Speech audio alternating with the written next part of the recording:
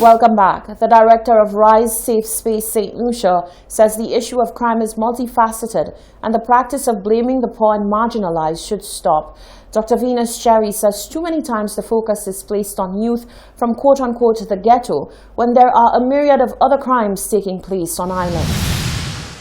Following the island's 17th homicide, rumors swirled that the death of the 33-year-old was gang-related. While this was not confirmed by the Royal St. Lucia Police Force, the director of Rise Safe Spaces St. Lucia, Dr. Venus Cherry, says too often poor and marginalized people get blamed for crime in the country. He says the crime issue is much deeper than what meets the eye, and this is what should be focused on, addressing the multifaceted issue that is crime. When we talk about crime, we only see one set of crime.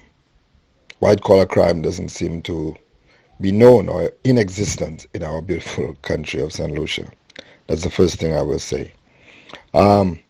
Secondly, I think to combat crime, it has to be a holistic approach. It has to be all hands on deck.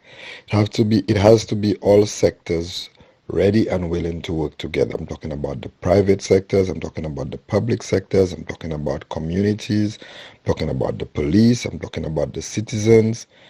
We all have to be willing to work together. But another thing is this. We've been hit by a pandemic. So many have lost their jobs. So many are hungry. So many are homeless. This is a recipe for crime. He says the organization that he now heads has been doing an exceptional job at being there for poor, marginalized inner community youth or ghetto youths. He says Rise will continue to show up for youth. However, he calls on the powers that be to step up as well. Rise St. Lucia will continue to assist in every way we can. We'll continue to work with the marginalized. We'll continue to work with the youths of the ghetto to provide anything we can. We'll continue to try to provide scholarships, to provide jobs, to provide an education, to provide means and ways to go through channels, to open businesses, to self-sustain themselves. We'll continue to advocate for them to put down the guns, for the gangs to come together and cease all the fighting. But we can't do it alone. We need the entire government, the entire people to come together. Dr. Cherry says a lot more needs to be done to tackle crime in St. Lucia. He says while he does not condone criminal behavior, the blaming of the marginalized and poor needs to stop. Reporting for Hot 7 News, I am Genevieve Gonzague.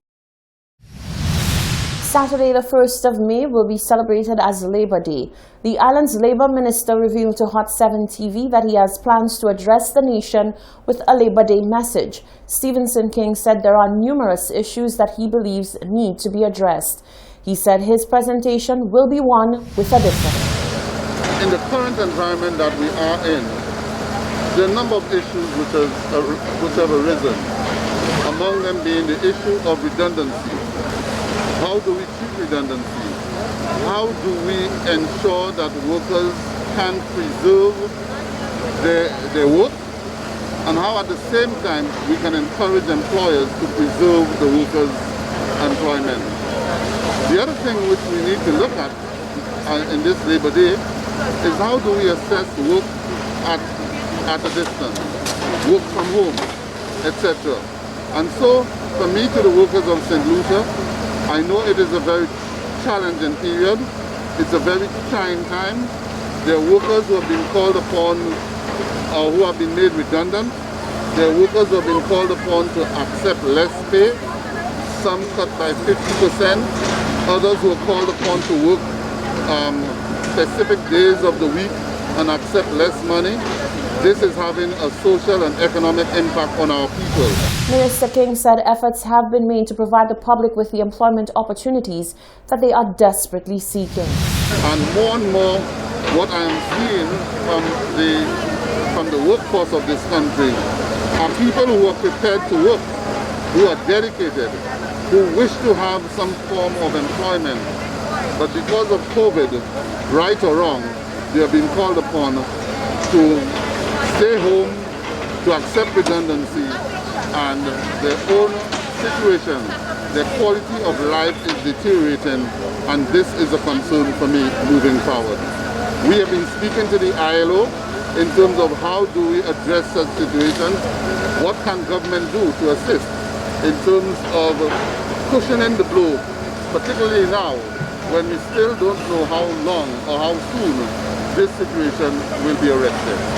The address will be aired on NTN, the Government Information website, and the official Government of St. Lucia Facebook page. In other news, the European Commission says it is suing the coronavirus vaccine manufacturer AstraZeneca for not respecting its vaccine supply contract and for not having a reliable plan to ensure timely deliveries. AstraZeneca said the move was without merit and that it would strongly defend itself in court.